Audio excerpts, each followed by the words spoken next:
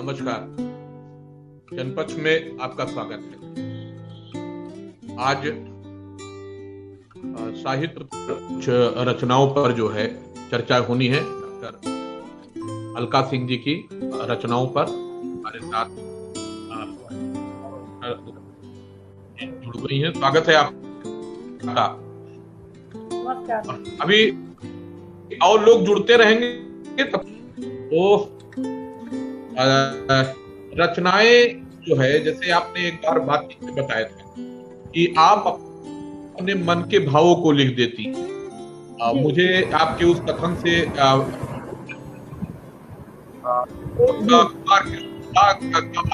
आता है। का ये कहना था कि गाने की शिक्षा नहीं ली है, और लेकिन वो जो गाते थे जी, वो गाते थे, वो कहीं से भी कर नहीं रहते थे। वो अपने मन से, दिल से गाते थे, लिखते थे। तो मेरा ये मानना है कि मन की अभिव्यक्ति होती है वो सबसे महत्वपूर्ण होती है। उसके बाद वो तजुना, एडिट करना, ये बात की बात है, लेकिन मन के तार अभी के एक व्यक्ति के अपनी रचना से नहीं जुड़े रहते तब तक जो है मुझे लगता है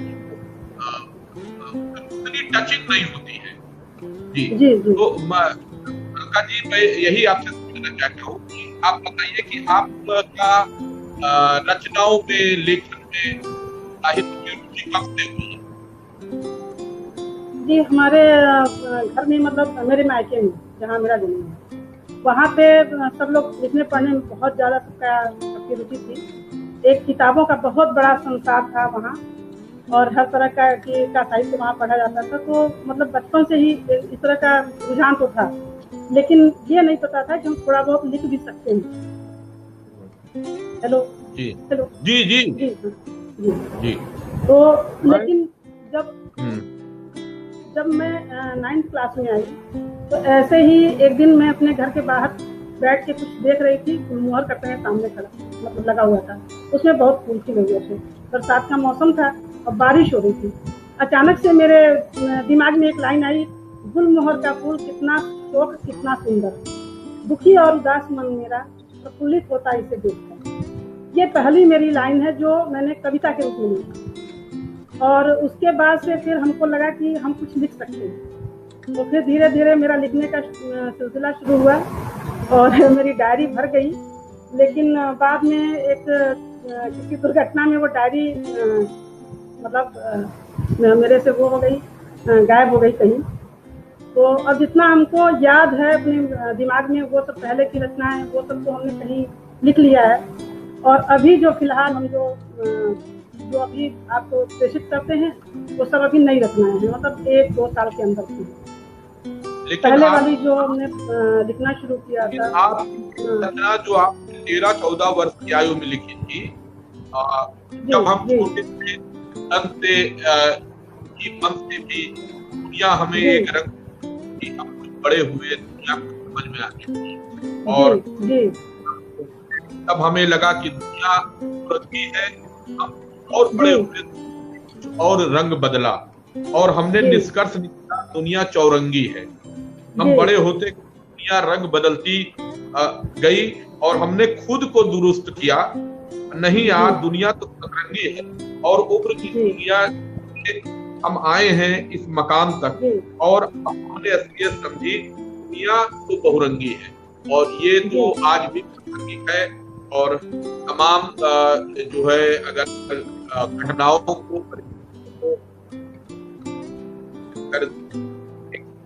आ जाए तो ये समझ में आएगा ये समस्याओं से और जीवन से आपने कनेक्टिविटी बहुत बना ली थी।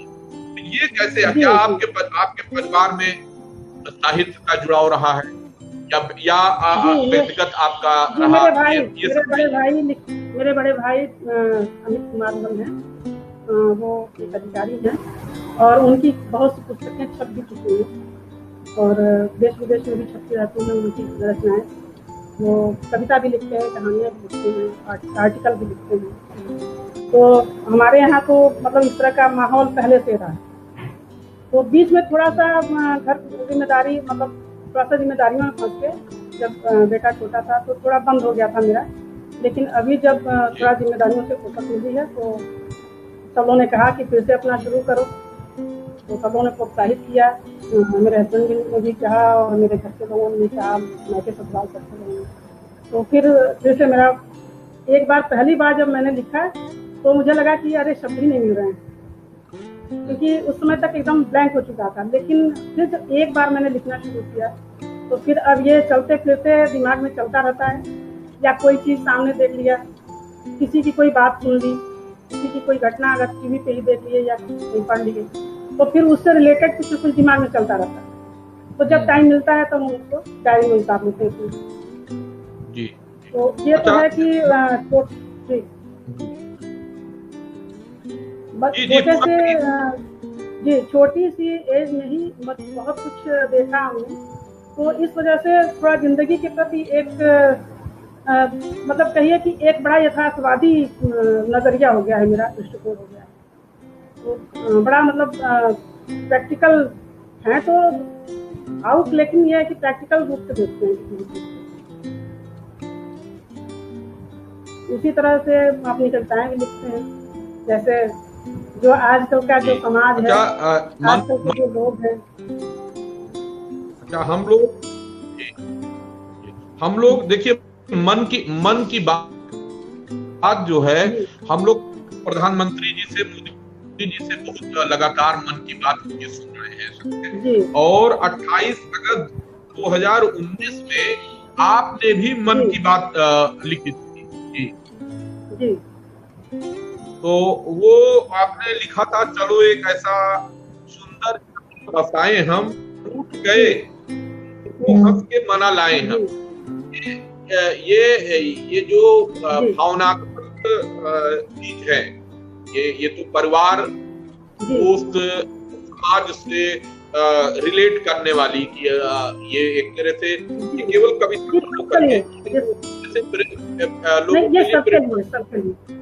कहीं से किसी से है तो समय पर जो है शब्दों को ठीक कर लेना चाहिए। तो ये इस तरह के भावों की अभिव्यक्ति जो है जब आपने किया तो आपको अपने परिवार में या जानने वालों का क्या इस पर प्रतिक्रिया आपको मिली? जी सब लोग पसंद तो करते हैं, प्रशंसक तो हैं, लेकिन यह है कि हाँ ये थोड़ा सा सकारात्मक था ना, ये इसमें एक सकारात्मक संदेश है। तो इसलिए इस वजह से इस कविता को सब लोगों ने बहुत ज्यादा पसंद किया। क्योंकि देखिए जिंदगी कितने दिन की है कोई ठिकाना नहीं, कोई नहीं जानता कि जीवन कितने दिन का है। अब इतनी छोटी सी जिंदगी में भी अगर हम एक दूसरे से रूठे रहें, एक दूसरे की ईर्ष्या में रहें, तो कोई मतलब नहीं है ना। तो सबसे बढ़िया यही है, ठीक है मतभेद होते हैं, ऐसा नहीं है, वैचारिक मतभेद होते हैं, कहीं झगड़े भी होते हैं, लेकिन बुद्धिमानी इसी में है कि उस चीज को वहीं पटाक्षेप कर दिया जाए, आपस में बात समझ बूझ के विवाद को वहीं खत्म कर दिया जाए और फिर से एक हो जाए। मतलब मेरा मानना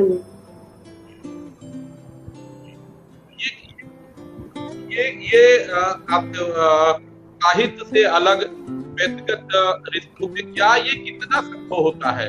लोग तो जो है अपनी ग्रंथि बना लेते हैं कि नहीं मैं तो नाराज हो गया तो बोलूंगा ही नहीं, अब बात ही नहीं करूंगा, इस तरह का एक मन बना लेते हैं ताव से, या इसको पढ़ करके कुछ लोगों ने मतलब अपनी जो जिन लोगों से बातचीत बंद या थोड़ा सा जुड़ाव हुआ वो मिटा, या कुछ लोग प्रेरित हुए आपके अपनी कविता से?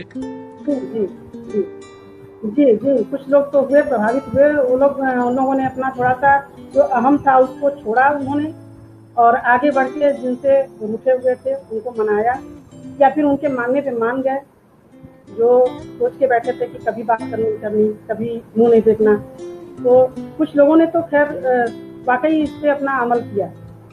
और मेरा तो खैर जिंदगी का यही फंडा है कि ठीक है मतभेद होते हैं, मैं भी मानती हूँ मतभेद होते हैं, ऐसा नहीं है, पति पत्नी में भी होते हैं, माँ बेटे में होते हैं, लेकिन यह है कि क्या हम लोग छोड़ देते हैं? नहीं छोड़ते हैं ना।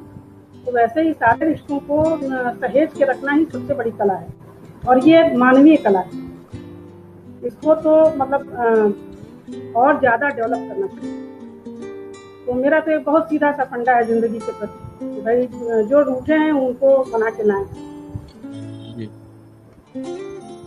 उसी हिसाब से मतलब उस समय कोई ऐसी घटना ये तो साहित्य के साथ जी जी आवाज साहित्य के रचना के सृजन के साथ साथ ये जो सकारात्मक सोच है, इसका लोगों को बाद में फायदा होता है, सकारात्मक होता है। सबसे पहले वो खुद एनर्जी होता है, उसके अंदर एक ऊर्जा का संचार होता है। जी। तो मैं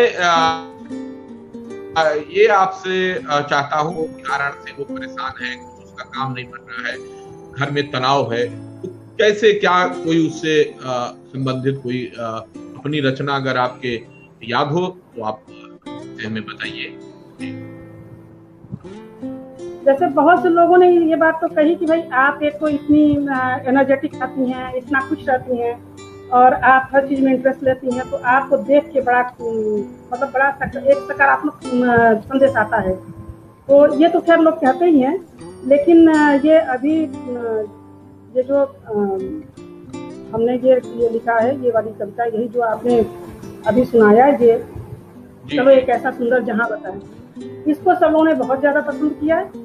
और इस पे बहुत पर्सनल मतलब मेरे व्हाट्सएप में मैसेज आया इसके लिए कि ये आपने बहुत बढ़िया संदेश दिया है और सबको फॉलो करना चाहिए इस संदेश को। इसके लिए ये तो खैर कुछ ज्यादा ही मतलब इसका था। ऐसे भी मेरे उस पर आते हैं और कमेंट भी आते हैं और लोग इसके चाहते भी हैं। जैसे एक हमने लॉकडाउन में लिखी थी कविता, ये हमने आपको भेजा भी है। लॉकडाउन में जो हमने लिखा था कि ये वक्त की सितम ज़रीफ़ी है क्या, ये वक्त की सितम ज़रीफ़ी है क्या, या कि इन फिजाओं के रंग बदले हैं। मतलब मन तो इतना चकित है, अच्छा मैं नहीं आ रहा था। एक 10 सेकंड के लिए रोक रहा हूँ। शिल्पी पांडे ले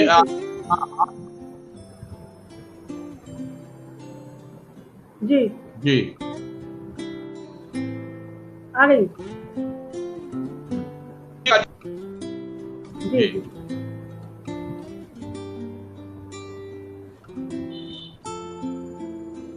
हेलो, हाँ जी बोलिए। जी बोलिए।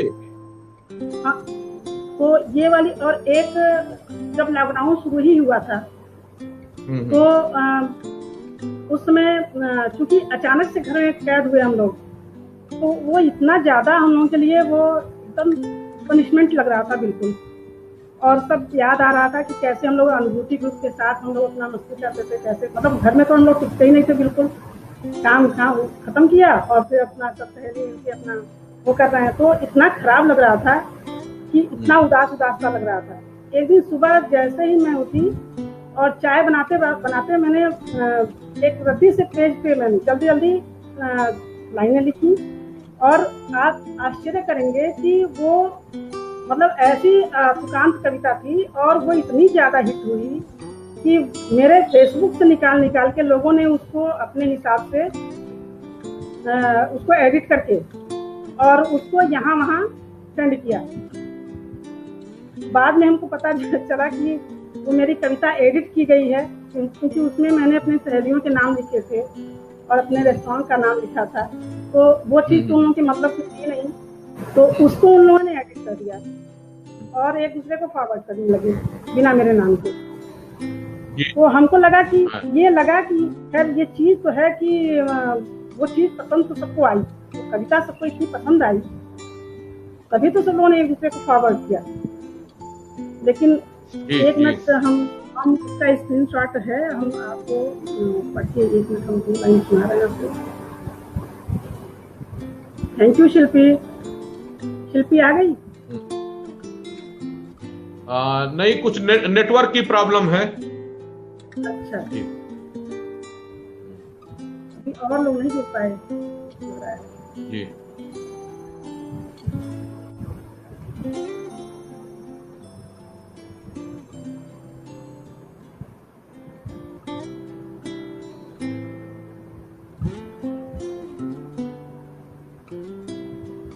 जी।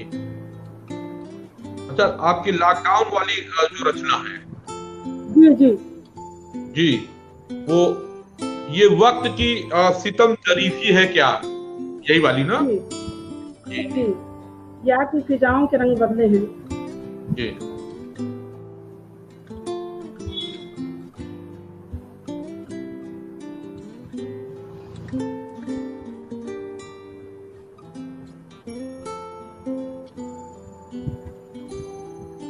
गुलजा, हाँ तो मैं, ये है हाँ ये देखिए, ये लिखा था हमने, ये लॉकडाउन जब शुरू ही हुआ था अभी, तब ये कविता लिखी थी हमने, और बिना किसी उसके लिखा था। सुबह उठते ही सबसे पहले मैंने ये कविता लिखी। ये कविता ऐसे है, मिलेंगे मिलेंगे फिर मिलेंगे दोस्तों, मिलेंगे मिलेंगे फिर मिलेंगे दोस्तों, बस ये बीच का आग का दरिया पार कर लेने दो, बस ये बीच का आग का दरिया पार कर लेने दो, फिर पड़ेंगी सावन की रिमझिम, फिर होंगी बूंदों की अटखेलियां, फिर होगी हमारी मस्ती, मिलेंगे मिलेंगे फिर मिलेंगे दोस्तों, जरा इस दुश्मन को घर बैठे हरा लेने दो, जरा इस दुश्मन को घर बैठे हरा लेने दो, फिर से होंगी हमारी महफिलें, फिर से होंगी हमारी किट्टियां, फिर खिंचवाएंगे हम तस्वीरें हेमा के सुंदर टेरेस पे, मसाला देके सेल्फी पॉइंट पे, मिलेंगे मिलेंगे फिर मिलेंगे दोस्तों, जल्द ही मिलेंगे, बस ये जंग मिलकर जीत जाने दो, जिंदगी को फिर से पटरी पर आने दो, फिर से होंगी हमारी खिलखिलाहटें, फिर से होंगी हमारी धमा चौकड़ियां, मिलेंगे मिलेंगे फिर मिलेंगे दोस्तों, बस ये बीच का दरिया पार कर।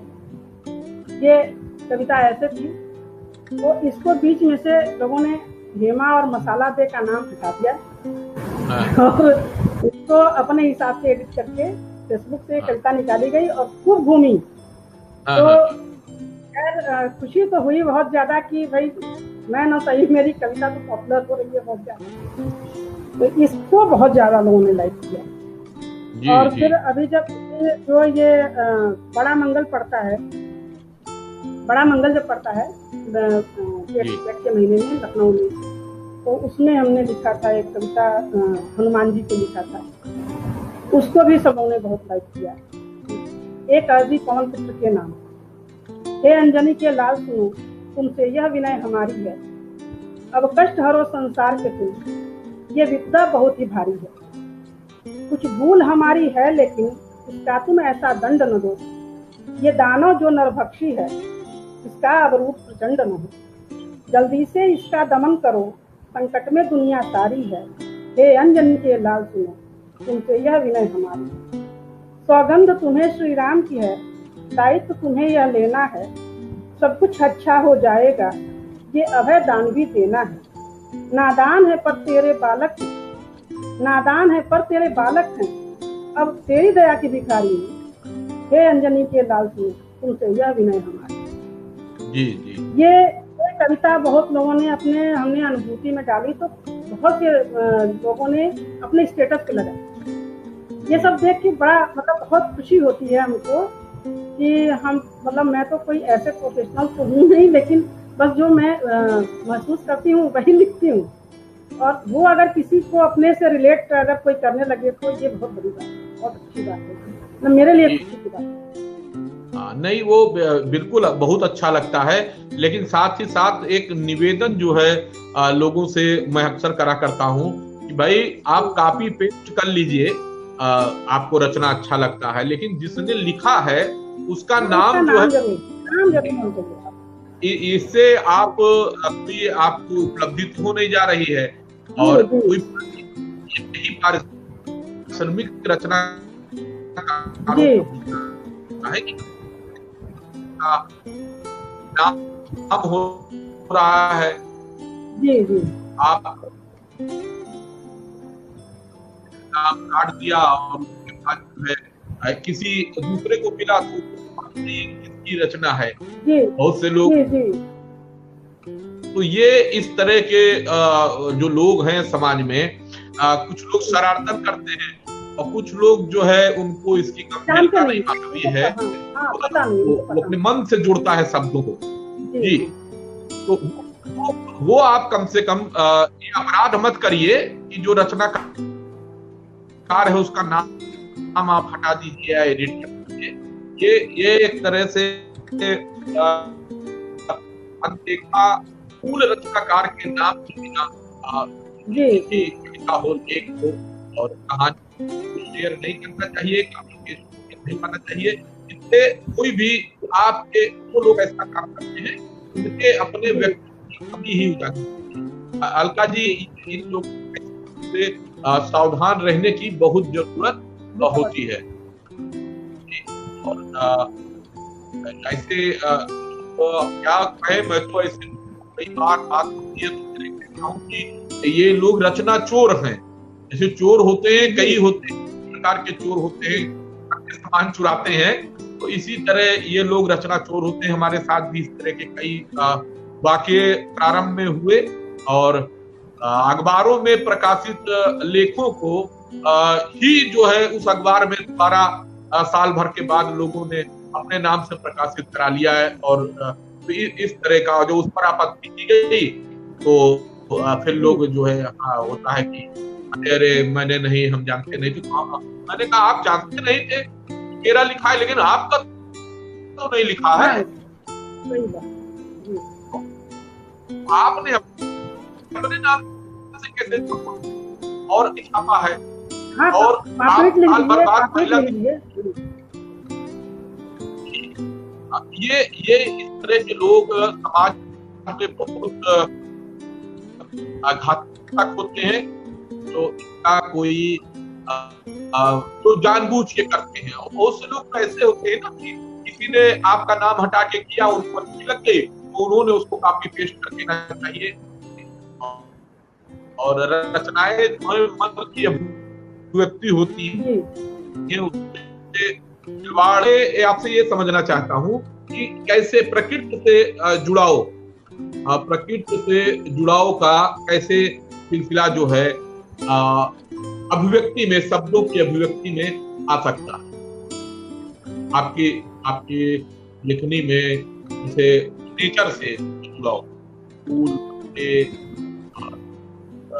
जनरल चीजें, जैसे जब अगर जैसे हम अगर लिखते हैं कोई चीज, तो एक तो होता है स्ट्रेट फॉरवर्ड लिखना, मतलब जैसे मैंने महसूस किया उसको उसी शब्द में लिख देना, उसी रूप में लिख देना।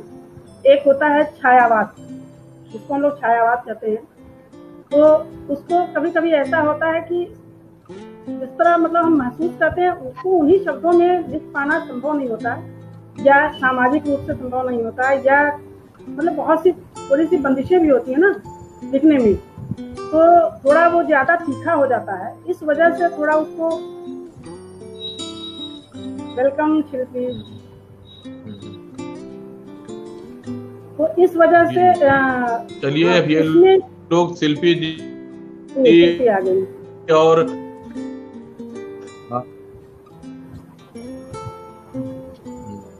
नहीं पा रहे नेटवर्क के कारण सिद्धेश्वर सिंह जी। तो उस जगह पे ये जो प्रकृति के जो उपादान हैं, मतलब चाहे बादल हो चाहे फूल हो। Thank you Suman ji. अच्छा, देखिए सुमन सिंह रावत जी ने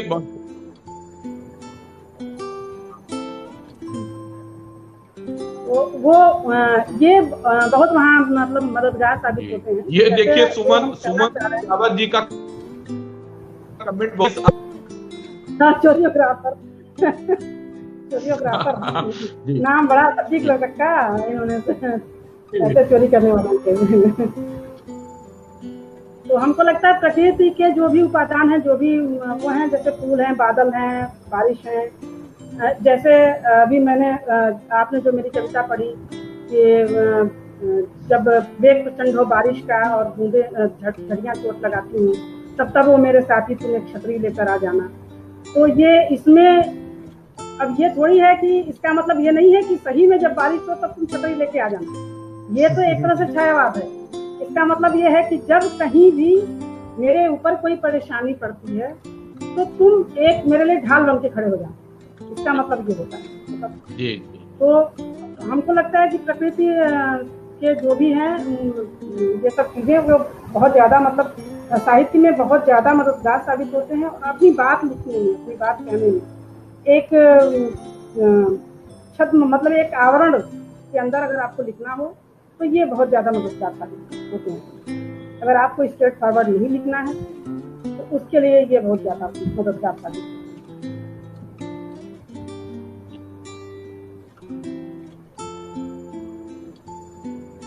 अलका जी, तमाम लोगों को जुड़ना था लेकिन नेटवर्क की प्रॉब्लम के कारण सारे लोग नहीं जुड़ पाए, लेकिन हम लोगों की कुछ बात हुई, वार्ता हुई और किसी दिन तो प्रयास सारे लोग आपकी रचनाओं पर, आपकी रचनाओं सभी लोगों ने सुना है या बाद में भी सुन लेंगे। आज के फिर कोई किसी दिन विमर्श होगा जिसमें हम और आप आज के विमर्श पर, आपकी रचनाओं पर हम लेंगे और कहनी है तो अभी आप कार्यक्रम के आज का ये करें। आप तो आप आवाज बहुत करती आवाज करें। अब कोई आप संदेश दीजिए विमर्श के अंत में आज के। जी अब संदेश तो मेरा बस यही है कि भाई समाज में प्रेम भाव बना रहे, सद्भाव बना रहे। इस समय तो सबसे ज्यादा जरूरत की है। और दूसरी जरूरत यह है कि आज जो तत्कालीन अभी परिस्थिति है इसमें सबसे ज्यादा जरूरी यह है कि आप सकारात्मक बने रहिए, क्योंकि सारे लोग घर पे हैं। बहुत ज्यादा इसमें विसंगतियां समाज में और घर में भी हैं, परिवार में भी हैं। सारे लोग बहुत ज्यादा परेशान हैं। तो इसमें आप अपने मन का कुछ करिए, करते रहिए जैसे मैं कर रही हूँ। मैं कविता लिखती हूँ, मैं कहानी लिखती हूँ, जरा सा भी टाइम मिलता है मैं गाना भी गाती हूँ स्टार मेकअप पे। मतलब जो मुझे अच्छा लगता है, जो मुझे खुश करता है, मैं वो सारे काम करती हूँ। सारे काम करने के बाद रात 11 बजे भी अगर मुझे फुर्सत मिलती है तो मैं उस समय बैठ के लिखती हूँ। लेकिन इसलिए क्योंकि मुझे अपने आप को सकारात्मक रखना है। अगर मैं ये सब करूँ तो शायद मैं भी डिप्रेशन का शिकार हो जाऊँ। तो इसलिए ये मेरा संदेश है। सबसे पहले तो आप अपनी कोई भी हॉबी रखिए और उसको जरूर करिए, उसको पूरा करिए कैसे भी टाइम निकाल के, क्योंकि इस समय ये आज के परिप्रेक्ष्य में ये चीज बहुत जरूरी है। जो हम देख रहे हैं ना, बहुत से लोगों का सुन भी रहे हैं, फेसबुक पे भी देखते हैं, व्हाट्सएप पे भी बहुत से लोगों का देखते हैं, तो बहुत से ज्यादा लोग बहुत ज्यादा परेशान हो रहे हैं।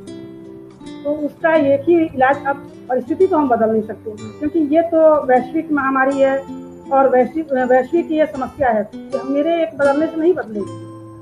तो ये हो सकता है कि भाई हम अपने आप को मजबूत करें। उसके लिए यही हो सकता है कि हम अपने आप को मजबूत रखें, मानसिक रूप से और शारीरिक रूप से भी, ताकि उसको मतलब उसको हम लोग फेस कर पाए और ये समय अच्छे से हम लोग का निकल जाए। किसी का समाज के लोगों से तो मेरा यही कहना है भाई, मन ठीक रहेगा तो शरीर भी ठीक रहेगा। बहुत आपने सार्थक संदेश दिया और खतरा जो है कोविड-19 का अभी खत्म नहीं हुआ है और ढिलाई की जरूरत नहीं है। जो भी स्वास्थ्य निर्देश है उसको पालन करते हुए जरूरत पर निकलना है।